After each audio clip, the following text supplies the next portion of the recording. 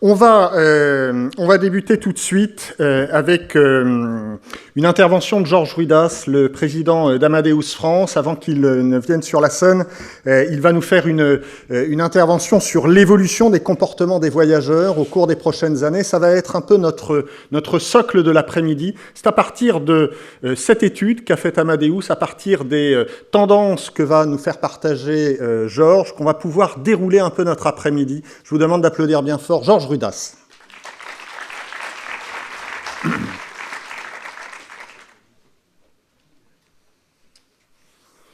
Bien, rebonjour à tous. Alors effectivement, on parle depuis ce week-end d'événements malheureux et c'est vrai que le monde du voyage est malheureusement subi depuis de nombreuses années, depuis toujours, Jean-Pierre l'a dit, énormément d'aléas. Et malgré tout, le voyage est un monde d'opportunités. C'est vrai que on en a parlé ce matin à l'occasion de la discussion sur Lufthansa. Amadeus, qui était un acteur technologique tourné vers le B2B et qui accompagne les acteurs du travel, les compagnies aériennes, les agences de voyage, finalement se préoccupe énormément du comportement des voyageurs. Et tout ce que nous faisons en matière de recherche et développement et d'innovation est focalisé sur l'évolution du comportement des voyageurs. Et c'est pour cela qu'effectivement, l'idée, en quelques minutes, était de faire un petit survol du contexte et puis de vous dire un petit peu ce qui ressort d'une étude que nous avons menée l'été dernier, qui est disponible sur notre site internet que vous pouvez bien sûr télécharger et qu'on vous remettra à la fin de la séance, une petite synthèse de l'étude qu'on vous remettra à la fin de la séance, pour voir que finalement les voyageurs évoluent considérablement. Et c'est important de le partager parce que si nous voulons nous adapter à eux, vous, les acteurs, les professionnels du voyage, nous devons absolument tenir compte de ces évolutions et de ce comportement. Alors, avant de rentrer dans le voyageur, quelques mots plutôt positifs, parce que aujourd'hui, le produit intérieur brut, le FMI prévoit une croissance de 1,2% en 2015 et dès 2016, il y aura une croissance d'1,8% sur les années qui viennent par an. Et le business, donc ce qu'on appelle les échanges, ce qui résume un peu le monde des affaires et l'import-export, va progresser de plus 4,8. Alors c'est vrai qu'on est dans une situation en ce moment difficile, mais quand on regarde le trend depuis de nombreuses années, il y a un trend qui est très positif. Et nous sommes sur un secteur, le travel, le tourisme, le voyage, est un secteur qui est malgré tout très porteur. Ce qu'on voit également, c'est que le voyage contribue de façon importante à ce produit intérieur brut. Et on voit par exemple la contribution qui est cette année de 79 milliards d'euros et qui va passer en 2025 à 103 milliards d'euros. Donc une progression d'une trentaine de milliards, donc avec une progression forte.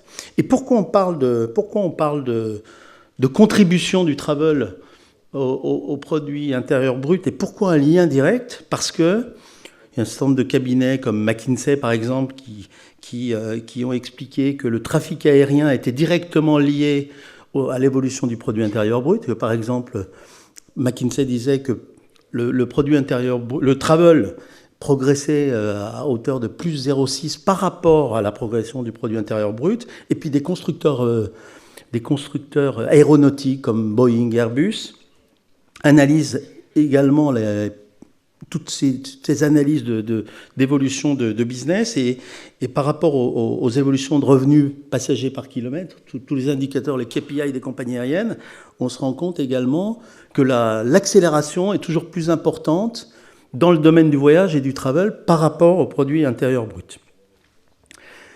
Alors, un monde qui évolue avec quelques chiffres quand même très positifs également. On en parlait également hier, je crois. Le nombre de passagers d'ici 2030, donc d'ici une quinzaine d'années, va doubler dans le monde. Donc c'est énorme. On est aujourd'hui à 3,3 milliards de passagers. On va passer d'ici 2034 à 7,7 milliards. Donc on va plus de doubler le nombre de passagers avec une progression énorme de 4,5 passagers par an de pourcentage. Donc c'est une croissance forte. Donc un secteur qui est porteur. L'OMT, l'Organisation mondiale du tourisme, prévoit également une progression du nombre de touristes internationaux, progression de 3,3% de progression par an, ce qui est énorme. On va arriver à, Lucien le disait, je crois hier, on va arriver à plus d'1,8 milliard de touristes dans le monde qui se déplacent. Et puis, la dernière bulle à droite, c'est 1 milliard d'humains en plus sur la Terre, ce qui est énorme. Ça veut dire que aujourd'hui, il y a plus en plus de croissance, plus en plus de potentiel dans le domaine du transport. Le dernier slide sur l'environnement, c'est le vieillissement de la population. On en a parlé également, mais le vieillissement de la population, bon, on le sait, il y a un vieillissement de la population. Là, ce sont des chiffres pour la France. On voit qu'en 2030, il y aura en France plus de 20 millions de personnes qui auront plus de 60 ans, alors qu'aujourd'hui, on est à 16 millions, donc 4 millions de personnes d'ici une quinzaine d'années qui seront ce qu'on appelle les seniors. Et puis, il y a un événement très intéressant également, c'est qu'il y a un renouvellement générationnel. C'est-à-dire qu'il y a la génération Y, donc tous les gens qui sont nés entre 75 et 95. Il y a la génération Z, qui sont nés entre 95 et 2015. Ce sont des comportements très différents. La génération Y est née avec l'ordinateur, le PC. Donc en 2020, 50% de cette génération Y sera actif. Ce seront des gens qui seront des actifs, qui vont bosser et qui sont nés avec le PC. Et puis la génération Z, qui vont devenir adultes en 2030, sont nés avec le téléphone portable, avec les réseaux sociaux. Là aussi, c'est important de constater qu'il y a une évolution considérable dans ce comportement. Alors, effectivement, la consommation évolue. Il y a une saturation de plus en plus des médias sociaux. Il y a une croissance ce qu'on appelle le bleisure, pour ceux qui ne le savent pas encore. C'est la convergence du comportement entre le business et le leisure, entre le leisure et le business. On parlait de Booking.com ce matin. Il y a de plus en plus d'hommes d'affaires qui réservent sur des sites comme Booking.com, alors qu'au départ, c'était un site réservé aux loisirs. Il y a des hommes d'affaires qui vont sur TripAdvisor pour regarder les avis, alors qu'au départ, c'était quand même un site réservé au tourisme également. Donc, le capital social devient de plus en plus quantifiable. Il y a une disparition il y a une disparition de la frontière entre le réel et le virtuel. Aujourd'hui, on le voit déjà au travers de la technologie avec ce qu'on appelle les Oculus lunettes, où effectivement on se projette et on ne sait plus si c'est du virtuel ou du réel. Et puis une évolution énorme de tout ce qui est éthique, préoccupation éthique. Et puis une apparition de l'homme augmenté avec la bionique qui se développe, on en reparlera également, avec un certain nombre de technologies de plus en plus sophistiquées autour de tout ce qui est santé. Alors, des tribus. Les tribus, on en a parlé il y a quelques années, on avait fait une étude en 2007, et on avait sorti quatre segments, 4 tribus, qui étaient très structurants et qui finalement, on était très contents. Nous, on l'avait partagé avec certains d'entre vous, on était très contents parce qu'on avait décrété, il y a 4 nouvelles tribus, c'était les seniors actifs à l'époque, il y avait les familles mondialisées, il y avait les citadins nomades et il y avait les 4 sup internationaux. C'est-à-dire, on avait défini qu'au niveau mondial, il y avait 4 types de populations qui voyagent dans le monde et avec une évolution du comportement en fonction de ces groupes. Aujourd'hui, on a refait cette étude, on l'a partagée avec un certain nombre d'experts, de futurologues, de cabinets qui gèrent tout ce qui est trend et environnement aéronautique, digital. On s'est associé avec une entreprise qui s'appelle Future Foundation, pour gérer cette étude. Et aujourd'hui, on se rend compte que l'évolution, elle n'est pas démographique. C'était une analyse démographique. Aujourd'hui, c'est une évolution qui porte sur les valeurs et les comportements des personnes et par rapport à des attentes nouvelles des voyageurs. Alors, je vais vous les lister rapidement et c'est vrai que c'est très intéressant parce qu'on se rend compte que finalement, il y a un comportement nouveau, que c'est une étude globale, mondiale, qu'il y a beaucoup de similitudes, bien sûr, au niveau mondial, et que c'est important de pouvoir les comprendre pour s'adapter au mieux à ces nouveaux comportements. Alors, il y a 6 tribus aujourd'hui. Donc, je vous invite plus tard ce soir à aller sur notre site et à faire le test. Vous pouvez faire le test en live pour vérifier à quelle tribu vous appartenez, à quelle tribu vous êtes le plus associé. Alors, la première tribu, c'est les voyageurs privilégiant la simplicité.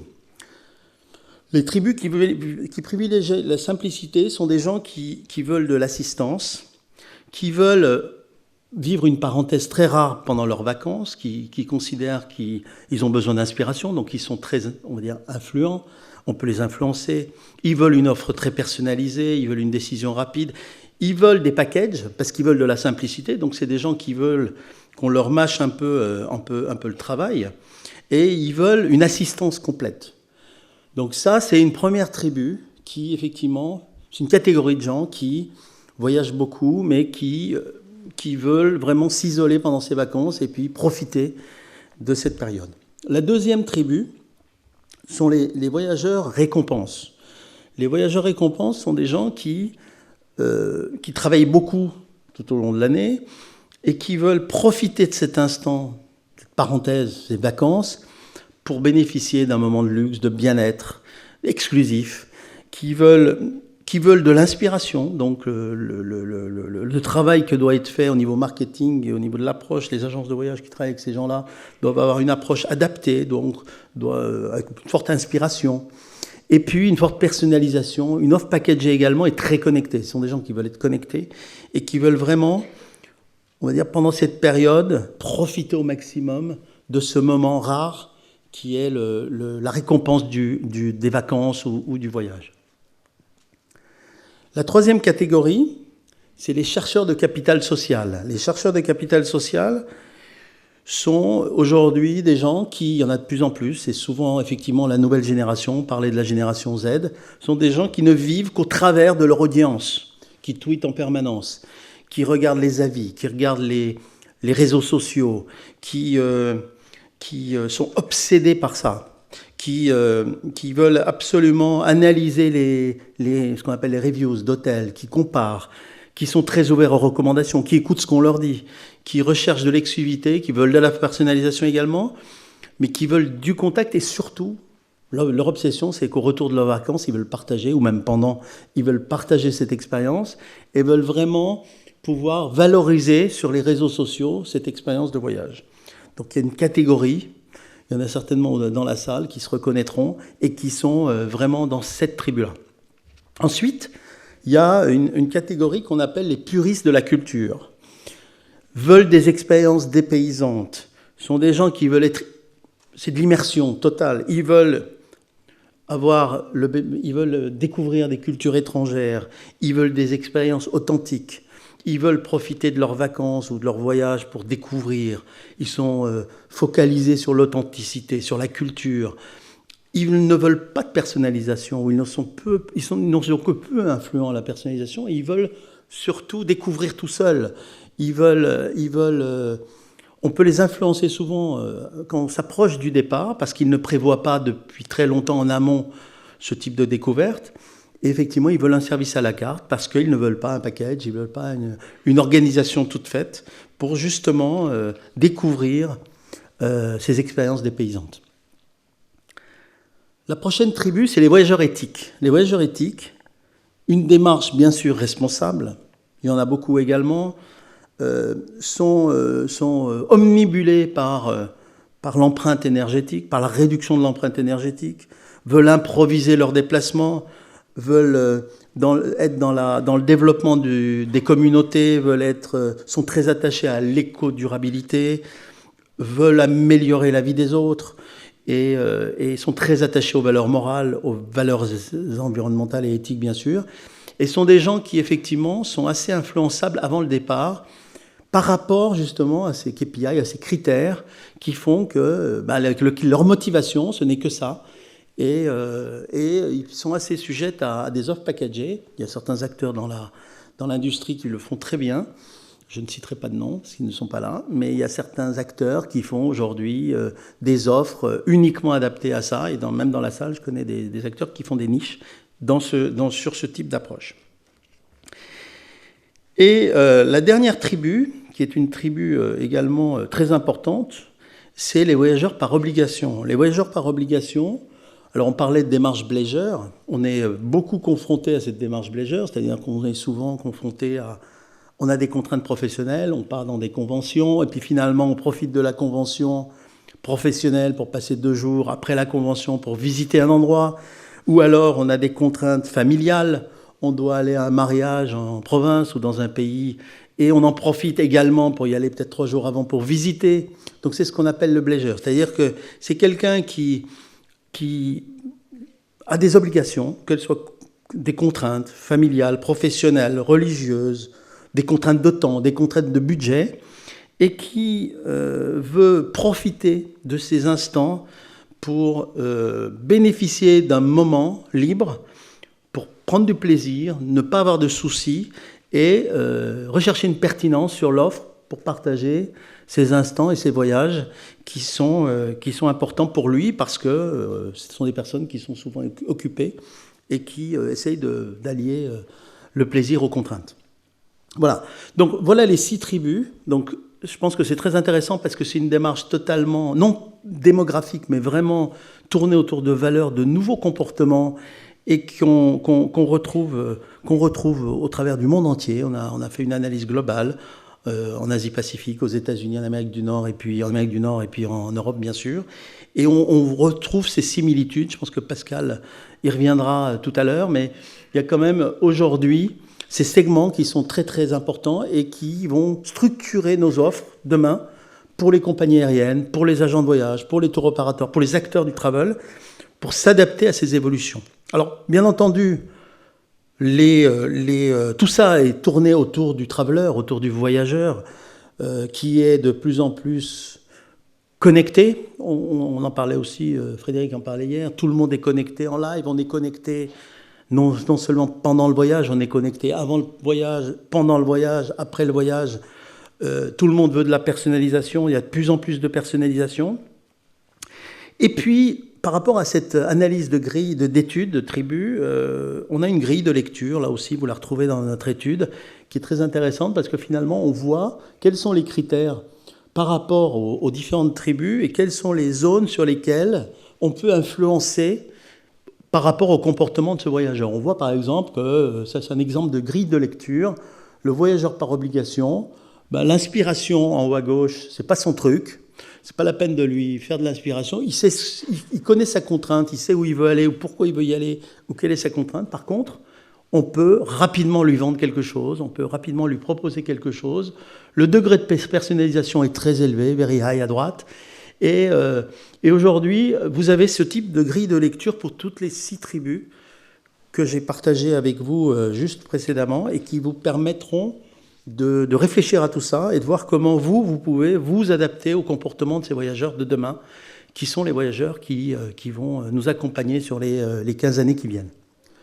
La dernière slide, c'est effectivement des tendances d'évolution en matière de technologie dans les années qui viennent. L'automatisation, bien entendu, mais poussée à l'extrême. On parle de robotique de plus en plus, on parle de drones. Ça a surpris personne hier soir d'être pris ou de filmé par un drone, alors qu'il y a quelques années, ça aurait été très très surprenant. On parle d'intelligence artificielle, d'immersion, on parle de biométrie poussée à l'extrême, de puces implantées pour suivre les battements cardiaques, etc. La personnalisation, la réalité virtuelle, l'impression 3D. Et c'est vrai qu'aujourd'hui, Amadeus, qui suit vraiment et qui analyse de façon permanente le comportement des voyageurs, est très, très tourné vers cela, on en a parlé ce matin. Pour satisfaire nos clients, pour satisfaire vos clients, vous devez absolument, nous devons tous ensemble nous adapter à ces comportements et à l'évolution du comportement des travelers. Merci de votre attention et puis à tout à l'heure. Merci beaucoup, Georges. Merci à toi.